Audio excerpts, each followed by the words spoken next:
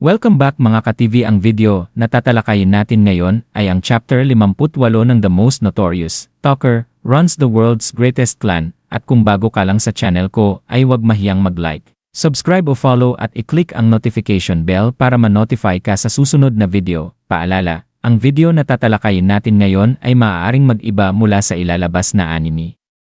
Hindi ko inaangkin ang mga drawing o anumang materyales na ipapakita.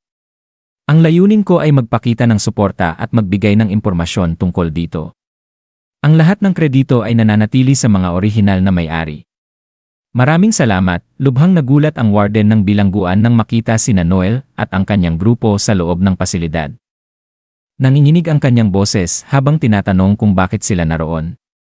Kalma at mahinahon, sumagot si Noel na nakita nila ang isang malakas na pagsabog mula sa kabilang pampang. At dahil sa pag-aalala, nagpasya silang pumasok upang magbigay ng tulong. Tumingin siya sa isa sa mga gwardiya at may otoridad na inutos, ibigay mo sa akin ang ulat ng sitwasyon. Agad na nagulat ang gwardiya na kasalukuyang nakikipaglaban ang anti-riot squad sa dalawang mananalakay sa silid ng solitary confinement at unti-unti silang napipigilan ng kalaban. Isa pa raw sa mga umaatake ang humahabol kay Hugo na napilitang tumakas patungo sa bubungan.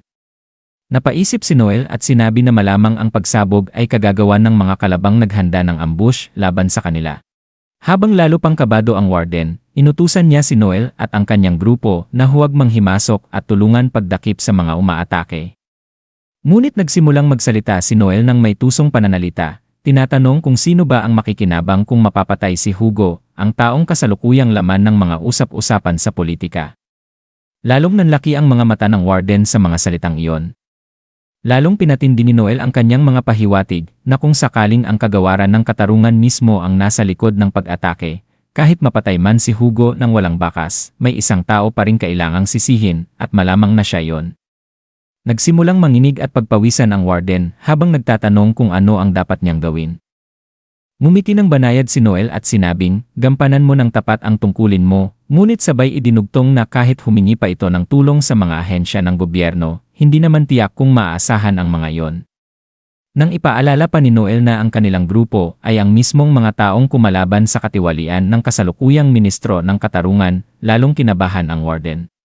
Sa takot na mapahamak, napilitan siyang ipasa kay Noel ang lahat ng responsibilidad, kapalit ng pangakong mailigtas si Hugo.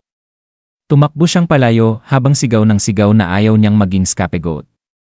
Ngumiti si Noel at sinabing, iwan mo sa akin, inyong kagalang-galang.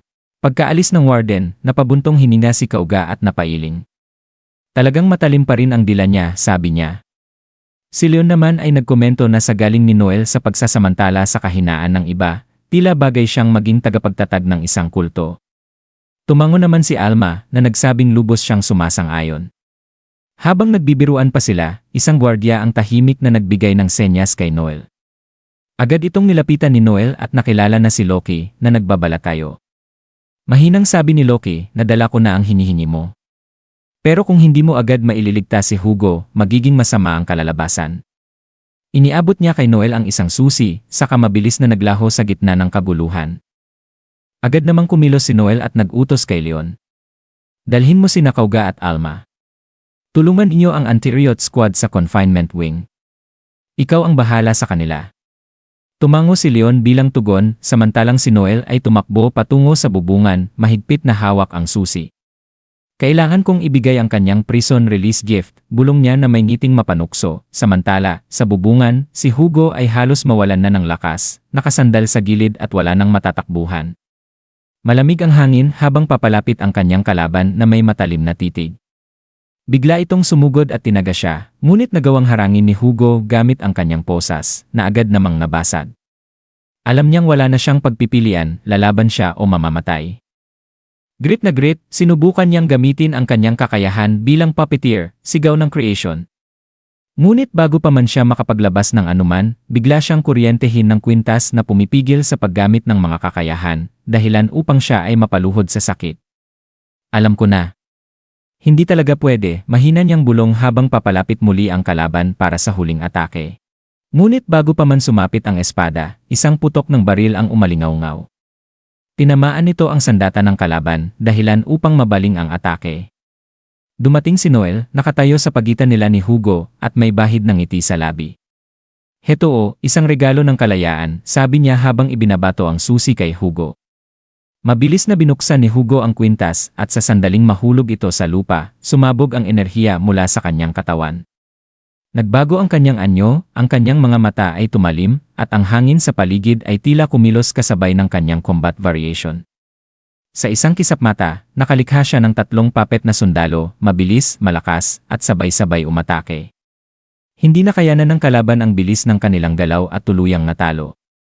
Sa gilid, napako sa pagkakatitig si Noel, hindi makapaniwala sa kanyang nasaksihan. Ang bilis. Hindi ka panipaniwala. Nilikha niya ang 3 puppet na may bilis ni Alma sabay-sabay. Ito ang tunay na kapangyarihan ng puppeteer, ang pinakamalakas sa lahat ng artisan jobs. Ngunit habang tinitingnan niya ang nalupig na kalaban, biglang nanigas ang kanyang ekspresyon. Nakilala niya ang lalaki. Ang lalaking walang ilong. Walang duda, si Edgar, ang kapitan ng War Eagle. Naalala niya ang nakaraan kung saan siya mismo ang nagputol sa ilong ni Edgar. Huminga ng malalim si Hugo at nagtanong, "Kilala mo siya?" Bahagyang umiti si Noel. "Dati na kaming nagkaharap." Ngunit bago pa niya matapos ang sinasabi, biglang nagsimulang gumalaw ng kakaiba ang katawan ni Edgar. Ang balat nito ay kumikibot at may madilim na enerhiyang pumupuslit mula sa loob. Napaatras si Noel, dama ang panganib. Sa isip niya, alam niyang hindi pa tapos ang laban, at ang susunod na mangyayari ay mas nakakatakot kaysa sa inaasahan, at dito nagtatapos ang Kabanata 58 ng The Most Notorious Stalker. Ano kaya ang nangyari kay Edgar at paano ito lulutasin ni Noel? Mag-comment sa baba kung ano sa tingin nyo. Hanggang sa muli, paalam.